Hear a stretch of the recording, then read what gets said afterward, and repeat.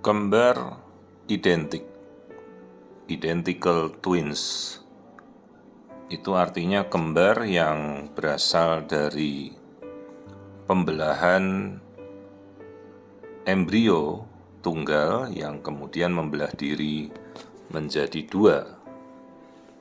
Jadi dia berasal dari satu benih sel telur atau oosit dan satu benih sperma atau spermatozoa yang awalnya sebenarnya hanya satu embrio, terus dia membelah diri menjadi dua. Itulah pengertian dari identical twins.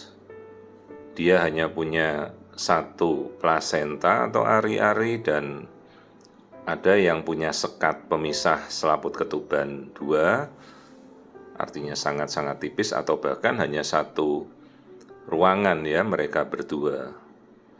Ini salah satu contoh kehamilan kembar identik yang satu ruang. Maka jelas kelaminnya di antara mereka pasti sama, kemudian genetiknya juga pasti sama, dan bisa dipastikan juga sebenarnya sifat yang diturunkan pada mereka berdua itu ya sama ya. Artinya kalau satu membawa kelainan genetik ya pasti satunya kena. Maka pada kehamilan kembar identik kita harus benar-benar melakukan pemeriksaan secara detail ya.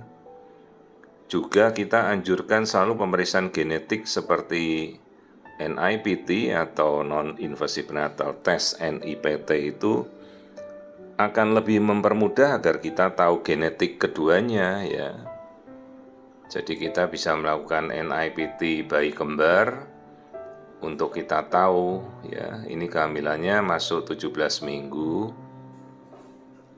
Paling tidak kita dari awal sudah tahu oh kelaminnya berdua sama ya.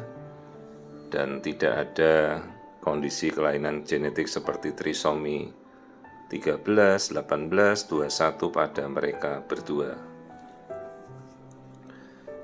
Memasuki trimester kedua ini kita sudah masuk ke 18 minggu ya, kita harus sudah screening trimester pertama, jangan lupa. Jadi kalau ibu-ibu tanya pemeriksaan fetal maternal screening ya sebenarnya sudah dari trimester pertama antara 11 sampai 14 minggu, terus 18 sampai 24 minggu ya. Kadang kalau perlu kita trimester ketiga gitu ya. Jadi kalau pengertiannya Anda mau melakukan pemeriksaan fetal maternal itu bukan USG. Fetal maternal itu pemeriksaan oleh seorang konsultan subspesialis. Jadi tidak tergantung alat USG-nya model apa ya. Jadi fetal maternal itu bukan alat USG 4 dimensi, bukan, pengertian yang keliru. Jadi kalau Anda diperiksa USG feto itu artinya pemeriksaan yang dilakukan Anda diperiksa oleh seorang konsultan feto-maternal ya, subspesialis. Setelah seorang dokter kandungan selesai, kemudian dia mengambil pendidikan tambahan, itu pengertiannya. Kita kembali ke bayi kembar. Nah sekarang apa saja resiko kembar siam? Bisa itu yang kembar dempet ya, terjadi kalau pembelahan mereka berdua ini telat. Jadi tembarnya nempel, bisa nempel di semua sisi. Terus perebutan makanan antara mereka berdua, mereka tidak bisa mencegah siapa yang mau merebut, siapa yang menerima ya. Istilahnya namanya twin to twin transfusion syndrome. Satunya bisa jadi besar sekali, satunya kecil sekali gitu. Bahkan akhirnya salah satu tidak bertahan ya.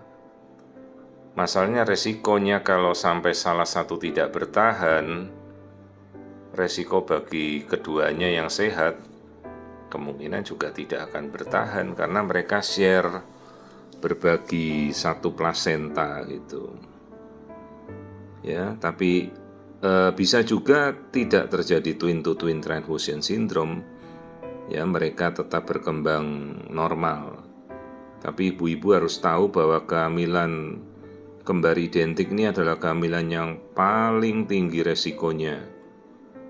Hormon ibunya meningkat drastis, artinya resiko hipertensi, preeklamsi, diabetes semakin menjadi-jadi ya pada kehamilan kembar identik.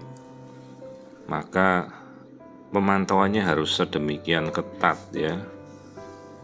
Jangan sampai obesitas, ibunya jangan sampai preeklamsi. Kalau kembar tidak identik, artinya kembar dari 2 sel telur, 2 sperma ya membuahi. Mereka punya kamar terpisah dan plasentanya ada 2, tidak terpengaruh. Nah ini kembar identik tuh yang paling repot. Ini kita lihat saja mereka mau berposisi apa saja kan suka-sukanya bayi. Bahkan satu bisa membelitkan tali pusat ke badan satunya bisa mencengkeram tali pusat satunya, dan kita nggak bisa ngapa-ngapain ya. Jadi tali pusat bisa disimpul, bisa dibelit-belitkan, jadi aliran darahnya masing-masing bisa terganggu ya, benar bisa bermasalah. Ya tapi ya yang penting ibu-ibu sudah tahu ya, itu di luar kuasa kita nggak bisa benerin lagi kalau ada belitan simpul antara keduanya gitu. Ya juga nanti resiko persalinan prematur juga besar, karena biasanya nanti ketubannya kan kencingnya bareng-bareng, jadi banyak sekali ya air ketubannya dalam kantung hamil ibunya ini ya. Dan resiko prematur karena pecah ketuban bisa terjadi kalau sudah terjadi peregangan pada rahim ibunya ya.